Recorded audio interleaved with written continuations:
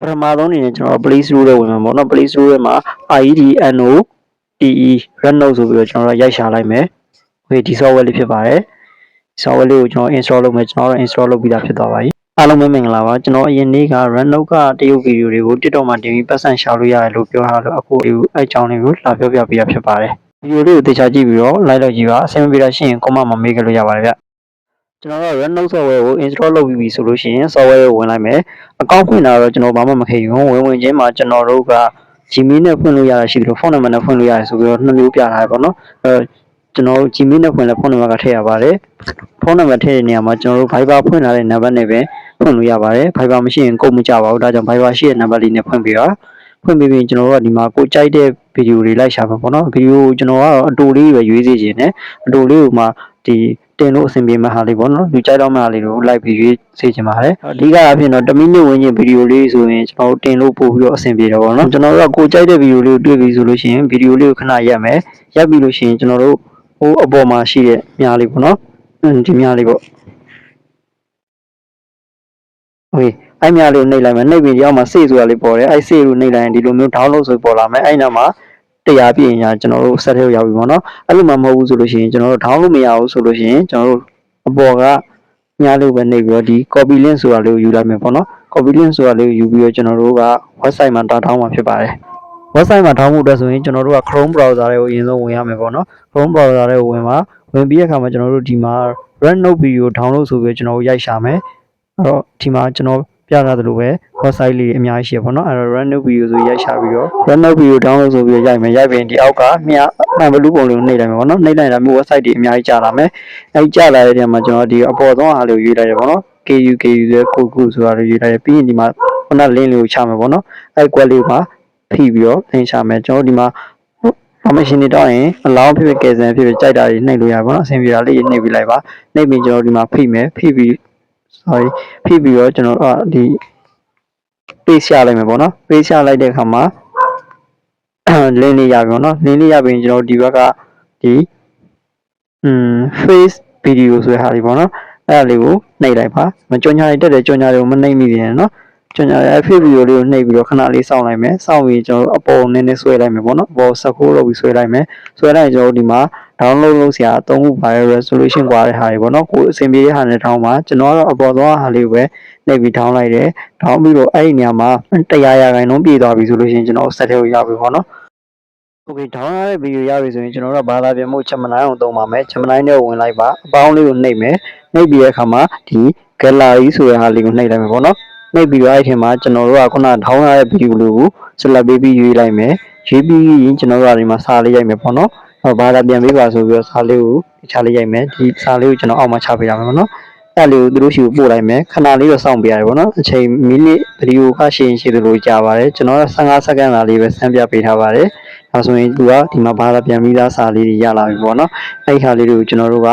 insert ထဲမှာတွားပြီးတော့စာတန်းထိုးပြီးတော့ edit လုပ်မှာဖြစ်ပါတယ်အဲ့တော့ကျွန်တော်တို့က insert ထဲမှာခုန download ဆွဲထားတဲ့ဗီဒီယိုလေးကိုရွေးလိုက်မယ်ပေါ့နော်ရွေးပြီးရင်ဒီမှာအမှန်ချစ်လေးနှိပ်လိုက်မယ်နှိပ်လိုက်ရင်ကျွန်တော်တို့ insert ရောက်သွားပြီ insert ရောက်ပြီဆိုရင်ကျွန်တော်တို့ကဒါတမားဗီဒီယိုယူသုံးထားဖြစ်တဲ့မူရင်းနဲ့မတူညီအောင်ကျွန်တော်တို့အတက်နိုင်ဆုံး edit လုပ်ပေးရမယ်သူကတော့သူ logo လေးထည့်စာလေးထည့်ပြီးတော့ဘာသာပြန်စာတန်းလေးထိုးပေးလိုက်အောင်လည်းသူရတယ်လို့သူပြောထားတယ်ပေါ့နော်ဒါပေမဲ့ကျွန်တော်တို့ကတော့အတက်နိုင်ဆုံးမတူအောင် edit လုပ်ပေးရမှာဖြစ်ပါတယ်အဲ logo ထည့်ပုံစံဒီ PIB ဆိုတဲ့ဟာလေးကိုကျွန်တော်တို့နှိပ်လိုက်မယ်နှိပ်ပြီးတဲ့အခါမှာကျွန်တော်တို့ set ထဲကနေပြီးတော့ကျွန်တော်တို့ထည့်ခြင်းတဲ့ logo လေးကိုရွေးလိုက်မယ်ပေါ့နော် logo လေးရလာပြီဆိုလို့ရှိရင်ကျွန်တော်တို့ကဒီမှာတောင်းနေမှာ4000ဖြစ်နေရဲ့အဝိုင်းမဖြစ်ဘူးအဲတော့ကျွန်တော်တို့ကအဝိုင်းဖြစ်ဖို့အတွက်ဆိုလို့ရှိရင်ဒီထဲကအပေါ်တန်းလေးတွေကနေပြီးကျွန်တော်တို့ MASK ဆိုတဲ့ mask ဆိုတဲ့ဟာလေးကိုရှာမယ်ပေါ့နော်ရှာပြီးလို့ရှိရင်အဲ့ MASK ဆိုတဲ့ခုပြထားတဲ့ဟာလေးကိုနှိပ်လိုက်မယ်နှိပ်လိုက်ရင်ဒီမှာသူရေးစရာပုံနေပေါ်ပေါ့နော်ကျွန်တော်ကအဝိုင်းလေးယူလိုက်တယ်ဒါဆိုရင် logo လေးကကျွန်တော်တို့အဝိုင်းပုံစံလေးဖြစ်သွားပါပြီအဝိုင်းလေးဖြစ်သွားပြီဆိုလို့ရှိရင်ကျွန်တော်တို့ကဒီအမှန်ကြီးလေးပိတ်လိုက်မယ်ပေါ့နော်ပေးပြီးရင်ကျွန်တော်တို့ရမှာကိုစိတ်ကြိုက်အချုံချဲလုပ်မယ်နေရာကြိုက်တဲ့နေရာလေးကိုချထားလို့နေရာချထားလို့ရပြီပေါ့နော်အဲကျွန်တော်ကတော့နည်းနည်းလေး site လေးနည်းနည်းသေးပြီးတော့ညာဘက်တောင်လေးမှာထားမှာဖြစ်ပါတယ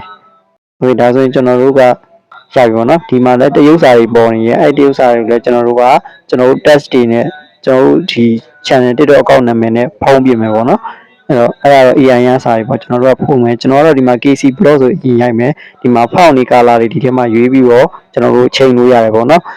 ပြီးကျွန်တော်တို့ကဒီမှာ design လေးတွေဘယ်လိုပေါ်ခြင်းလဲဆိုတာလေးကျွန်တော်တို့ဒီပြောင်းလို့ edit လုပ်လို့ရတယ်ပေါ့နော်တကယ်လို့ကျွန်တော်တို့စာမားသွားပြီဆိုလို့ရှိရင်လည်းကျွန်တော်တို့ကဒီပြန်ပြီးတော့ပြင်ခြင်းနဲ့စာလေးပြင်ခြင်း edit လုပ်ခြင်းဆိုရင်ဒီခဲရံပုံလေးကိုနှိပ်မယ်ပေါ့နော်စာရိုက်ပြီးအဲ့ဒါနှိပ်ပြီးတော့ကျွန်တော်တို့ကပြင်လို့ရတယ်ပြီးရင်ဒီမှာကျွန်တော်တို့စာဘယ်လိုပေါ်မှာလဲစပေါ်လာခြင်းဘယ်လိုလေးပေါ်မလဲပြီးရင်ပြန်ထွက်တဲ့ခါမှာလည်းဘယ်လိုလေးနောက်ဆုံးလေးစာလေးထွက်သွားမလဲဆိုပြီးကျွန်တော်တို့ရွေးလို့ရတယ်တောက်လျှောက်အမြဲတမ်းပေါ်နေစီခြင်းနဲ့ပုံစံလေးလည်းရွေးလို့ရတယ်ပေါ့နော်ဒီလူဆိုတာအမြဲတမ်းပေါ်နေမဲ့ပုံစံလေးဒီမှာကိုစိတ်ကြိုက်ဒီမှာကြိုက်သလိုကျွန်တော်ရွေးလို့ရတယ်ပေါ့နော်ကိုအဆင်ပြေမဲ့ဒီဇိုင်းလေးကိုကြိုက်တဲ့ဒီဇိုင်းလေးကိုရွေးပါနောက်တစ်ခုကကျတော့ကျွန်တော်တို့ဒီမှာဒီနိုင်ပုံလေးနဲ့ဒီဘက်ကဟာလေးကကျတော့ကျွန်တော်တို့ဒီကောင်စာလုံးကိုနှီးမာလာမြန်မာလာပေါ့နော်ဘယ်လိုပုံစံလေးလဲဆိုတော့ကျွန်တော်တို့ကဒီချိန်လို့ရတယ်ပေါ့နော်ကိုအဆင်ပြေတဲ့ပုံစံလေးချိန်ပါဒီမှာကျွန်တော် white ပြထားတယ်ပေါ့နော်အဲ့ဒီလည်းအဆင်ပြေတယ်လို့ကျွန်တော်တို့ချိန်လို့ရပါတယ်ကျွန်တော်သုံးနေကြဒီဇိုင်းလေးသုံးလိုက်မယ်ပြီးရင်အမှန်ကြီးလေးပြလိုက်မယ်ပေါ့နော်ပြီးပြီးကျွန်တော်တို့ကစာလေးကိုခြုံချဲလုပ်ပြီးတော့နေရာလေးချမယ်ကိုချခြင်းတဲ့နေရာလေးမှာတခြားလေးနေရာချမယ်ပေါ့နော်နေရာချပြီးကျွန်တော်တို့ကအမှန်ကြီးလေးပြလိုက်ရင်ဒါရပါပြီအဲ့တော့အမှန်ကြီးပြီးပြီးတော့ကျွန်တော်စာအုပ်ပြန်အဲ့ဒီချိန်နဲ့ဆိုရင်ဒီ test ဆိုတဲ့ဟာလေးကိုနှိပ်မယ်ပေါ့နော်နှိပ်ပြီးအဲ့ဒီဟာလေးကိုဖိလိုက်မယ်ပေါ့နော်ကျွန်တော်တို့ကစာအုပ်ကိုအဆုံးထိပေါ်ခြင်းနဲ့ဒါပေမဲ့စာအခုဒီလိုမျိုးစာပိုင်းလေးပဲရှိရဆိုရင်ဆွဲပြမလို့ပဲနဲ့ကျွန်တော်ဘယ်လိုလုပ်လို့ရလဲဆိုရင်ဒီနောက်ဆုံးအခု white ပြထားတာလေးကိုကျွန်တော်နှိပ်လိုက်မယ်ပေါ့နော်နှိပ်လိုက်ရင်ဒီမှာအခုဗီဒီယိုအန်ရယ်ကလစ်အန်ဆိုပြီးကျွန်တော်နှစ်ခုပေါ်ပါတယ်အဲ့ဒီမှာကျွန်တော်တို့ကဗီဒီယိုအန်ဆိုတာကိုနှိပ်လိုက်မယ်ဆိုလို့ရှိရင်ဒီစာကဗီဒီယိုဆုံးတဲ့အထိပေါ့နော်တောက်လျှောက်အကုန်တစ်ခုလုံးမှာတွားပြီးတော့ပေါ်နေမှာဖြစ်ပါတယ်ကလစ်အန်ကြဘယ်လိုမျိုးလဲဆိုရင်ကျွန်တော်လုပ်ပြမယ်ပေါ့နော်ဒီမှာဒီအပေါင်းလေးကိုနေပြီးတခြားကလစ်တစ်ခုကျွန်တော်ထပ်တယ်မှာကလစ်ကတစ်ခုပဲဖြစ်နေလို့ပေါ့နော်ဟိုဒါဆိုရင်ကလစ်ကျွန်တော်နှစ်ခုဖြစ်သွားပြီပေါ့နော်ကလစ်ကနှစ်ခုဖြစ်သွားပြီအဲ့မှာဆိုလို့ရှိရင်ကျွန်တော်တို့ဒီ test view ကိုပဲပြန်ပြီးနှိပ်ကြည့်လိုက်နှိပ်ကြည့်ရတဲ့အခါမှာကျွန်တော်တို့ကဒီကလစ်ကစာလေးကပထမကလစ်အဆုံးမှာပဲရှိပါတော့ဗီဒီယိုအဆုံးနေမတော့ဘူးနောက်ကကလစ်မှာမပေါ်ဘူးအဲ့ဒါဆိုလို့ရှိရင်ကျွန်တော်တို့ဒီမှာဒီဟာလေးနှိပ်ပြီးတော့ဗီဒီယိုအန်လွန်နေဒါမျိုးကလစ်နှစ်ခုသာပေါ်မှာပေါ့နော်ဗီဒီယိုဆုံးထိပေါ်မယ်၃ခုရှိတယ်၃ခုဗီဒီယိုဆုံးထိပေါ်မယ်ကလစ်အန်ဆိုရင်တော့ဒီကကျွန်တော်ပထမကလစ်ဒီမှာပဲအဆုံးထိမှာပဲကျွန်တော်တို့စာလေးရရှိမှာပေါ့နော်နောက်တစ်ခုကကျွန်တော်တို့ကဒီဗီဒီယိုကိုလူတစ်ယောက်ကရှင်းပြနေတယ်လို့မျိုးထည့်ခြင်းဒီ PIP ဆိုတာလေးကိုနှိပ်ပြီပေါ့နော် PIP ဆိုတာလေးနှိပ်ပြီးကျွန်တော်တို့ကလာချင်းမှာရှိတယ်ကျွန်တော်တို့လုပ်ထားတဲ့ AI နဲ့ပဲဖြစ်ဖြစ်လူတိုင်းပြောတဲ့ဗီဒီယိုလေးပဲဖြစ်ဖြစ်ကျွန်တော်တို့ထည့်လို့ရတယ်ကိုလုပ်ထားတဲ့ဗီဒီယိုလေးကိုရွေးလိုက်မယ်ရွေးပြီးဒီထဲထည့်ပြီးမယ်ထည့်ပြီးတဲ့အခါမှာကျွန်တော်တို့က background ဖျောက်ချင်လို့ရှိရင်ကျွန်တော်တို့ဒီcut out ဆိုတာလေးကိုနှိပ်မယ်ပေါ့နော် cut out ဆိုတာလေးကိုနှိပ်ပြီးတဲ့အခါမှာသူကခဏဆောင်ရင် auto background တွေပါဖြတ်ပြီးတော့မယ်ဟိုကအဲ့ background ဖြတ်ပြီးတာလေးကိုထားခြင်းတဲ့နေရာမှာနေရာလေးထားမယ်ပေါ့နော်အဲ့ဆိုလို့ရှိရင်ကျွန်တော်တို့ကသူများနဲ့မတူတော့ပေါ့နော်ဒါ reaction video တခြားနောက်ခံစကားပြောဗီဒီယိုတွေဆိုရင်တော့ဒါမျိုးကပို့ပြီးတော့ကောင်းတယ်ပေါ့နော်အဲ့တော့ဒီမှာဆိုလို့ရှိရင်ဒီကဗီဒီယိုကအတန်ဒီပါကြီးပါနေဖြောက်လို့ရတယ်ပေါ့နော်အတန်ဒီပါကြီးပါနေကျွန်တော်တို့ကဒီဘော်လူကနေပြီးတော့အတန်အောင်ဆုံးထိချော့လိုက်လို့ရတယ်နောက်တစ်ခါဒီမှာဗီဒီယိုကကျွန်တော်အဆုံးထိမပေါ်ဘူးအတူတူလေးဖြစ်နေရဲ့အဲ့ဒါကို duplicate ဆိုတာလေးကိုကျွန်တော်နှိပ်ပြီးတော့ပွားသွားလို့ရတယ်ပေါ့နော် duplicate ကိုစက်တိုင်းနဲ့ကျွန်တော်ဗီဒီယိုအဆုံးထိပေါ်ရင်အဆုံးထိပေါ်အောင်လို့ဒါမျိုးစက်တိုက်လေးနှိပ်ထားလိုက်ပေါ့နော်ဒါဆိုရင်ဗီဒီယိုခုလုံးကဆုံးထိပေါ်မယ်ကျွန်တော်ပြီးရင်စာတန်းထိုးဖို့အတွက်ဒီ test ဆိုတာကိုနှိပ်မယ်နှိပ်ပြီးတဲ့အခါမှာကျွန်တော်တို့ကဒီမှာ auto caption ထိုးဖို့အတွက် caption ဆိုတာကိုရွေးလိုက်မယ်ပေါ့နော်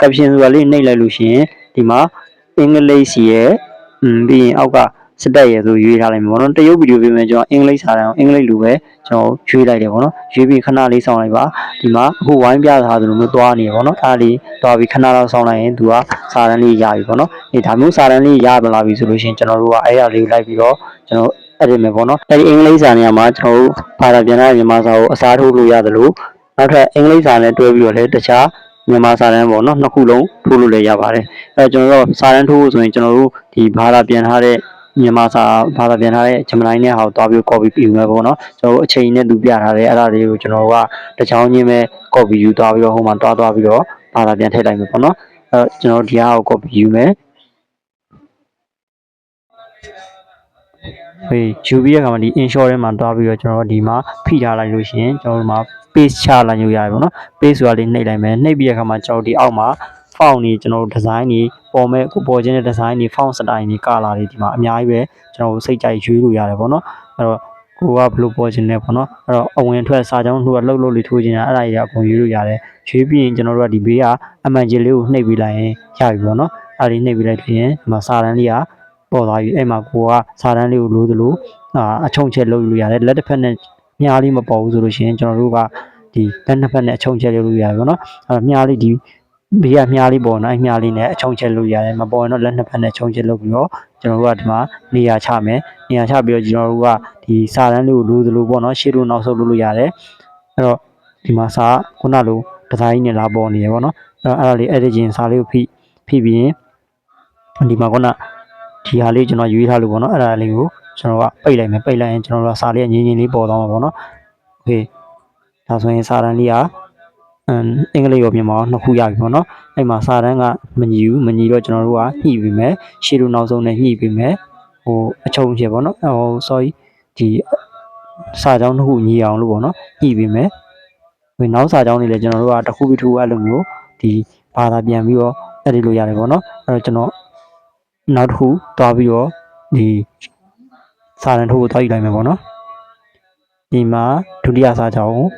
copy ယူမယ်ယူပြီးရင်ခုနနေရာမှာနောက်တစ်ခုသွားပြီးတော့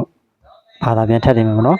်ကျွန်တော်တို့ကနောက်ထပ်စာကြောင်းတစ်ကြောင်းထိုးဖို့အတွက်ဒီတက်ဆိုတာလေးကိုနှိပ်ပြီပေါ့နော်နှိပ်ပြီးတဲ့အခါမှာဒီလိုပေါ်လာကျွန်တော်တို့ခုနကိုးလာတဲ့စာလေးကိုပေးချလိုက်မယ်ပြီးရင်ကျွန်တော်တို့ကဒီမှာစာရှည်နေနောက်တစ်ကြောင်းဆင်းလိုက်မယ်ပေါ့နော်ဆင်းပြီးအမှန်ကြည့်ပေးလိုက်ဒါဆိုရင်ကျွန်တော်တို့စာနောက်တစ်ကြောင်းရပြီပေါ့နော်အဲ့မှာခြုံချဲလုပ်ပြီးတော့နေရာချမယ်နေရာချပြီးတော့စာတန်းနှစ်ကြောင်းကိုကျွန်တော်တို့ကညီအောင်လို့ညှိပြီပေါ့နော်စာအင်္ဂလိပ်စာနဲ့မြန်မာစာပေါ်တဲ့ချိန်နဲ့ဆုံးတဲ့ချိန်ညီအောင်လို့ညှိမယ်ပေါ့နော်ဒီနည်းနဲ့ကျွန်တော်တို့ကတကြောင်ပြီးတကြောင်အကုန်လုံးဘာသာပြန်သွားလို့ရတယ်ပေါ့နော်ကျွန်တော်လောဆယ်ဒီအားလေး15စက္ကန့်သာလေးဆိုတော့ကျွန်တော်အပြီးထိဘာသာပြန်ပြလိုက်မယ်ပေါ့နော်နောက်တစ်ကြောင်ကျွန်တော်တို့ကဒီဘာသာပြန်ဖို့အတွက်နောက်တစ်ခုသွားယူမယ်ပေါ့နော်ဒီမှာ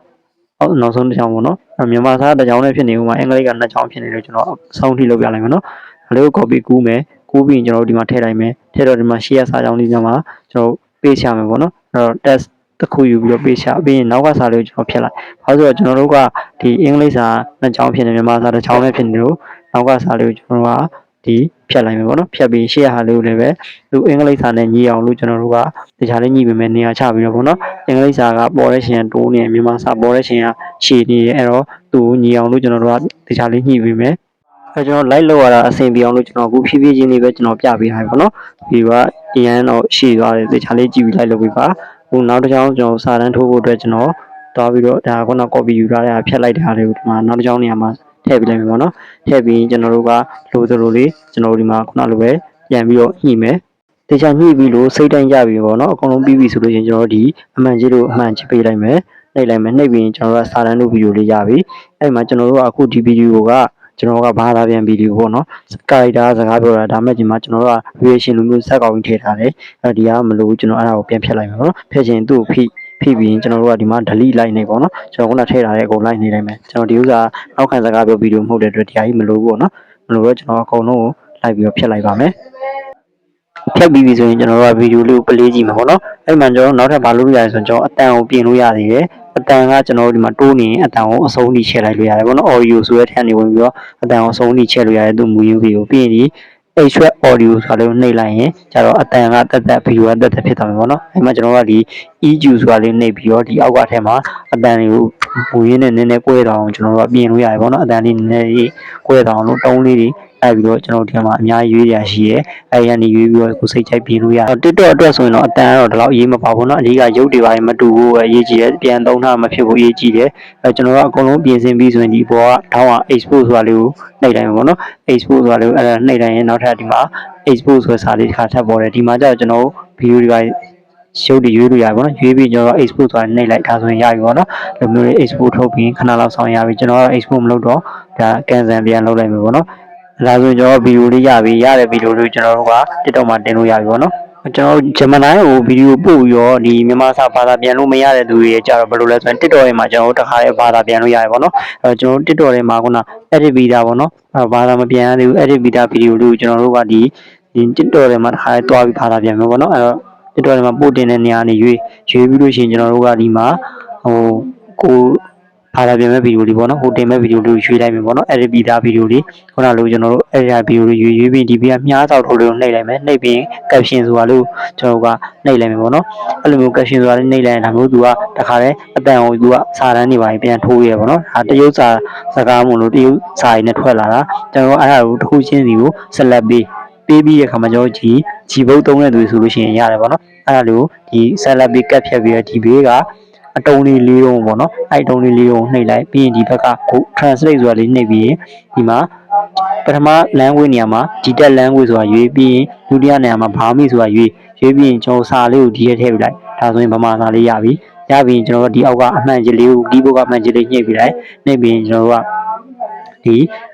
စာတန်းလေးရပြီပေါ့နော်ရပြီဆိုရင်ကျွန်တော်ဒီမှာကကျွန်တော်ဖောက်နေပါပြင်လို့ရတယ်ပြင်ပြီးရင်ကျွန်တော်တို့ကအမှန်ကြီးလေးနှိပ်ပြလိုက်ပေါ့နော်ကာလာတွေပါချိန်လို့ရတယ်ပြီးရင်ကျွန်တော်ကဒီစာလေးကိုလိုသလိုလေးနေရာချပေးလိုက်မယ်ပေါ့နော်အဲ့တော့ဒီနီးနဲ့ဒီဟာလည်းဘာသာပြန်လို့ရပါတယ်ကျွန်တော်တို့တချို့ကိုယ်ဂျမန်ကိုဗီဒီယိုပို့ပြီးတော့ဘာသာပြန်လို့မရတဲ့သူတွေအတွက်ဒီနီးနဲ့ကျွန်တော်တို့အကုန်လုံးအဲ့ပြီးတော့ဘာသာပြန်မယ်ဆိုလို့ရှိရင်အဆင်ပြေရပေါ့နော် Google Translate ကတော့ဒါကြီးတော့ဘာသာပြန်မမှန်ဘူးပေါ့နော်ဂျမန်လောက်တော့သိပြီးတော့မတိကြဘူးပေါ့နော်ဂျမန်ကိုဗီဒီယိုပို့မရတဲ့လူတွေကဒီနီးနဲ့ InShot မှာအရင် edit လုပ်ပြီးတော့ဒီနီးနဲ့ဘာသာပြန်လို့ရပါတယ်အားလုံးဆင်ပြေကြပါစေဗျတခြားသိချင်တာရှိရင်ကျွန်တော်ဒီ comment မှာမေးရလို့ရပါတယ်ဒီ TikTok Message chat box ကနေမေးလို့ရတယ်လို့ Telegram channel မှာလည်းလာပြီးတော့မေးလို့ရပါတယ်အားလုံးဝင်ငွေအများကြီးရှာနိုင်ကြပါစေဗျ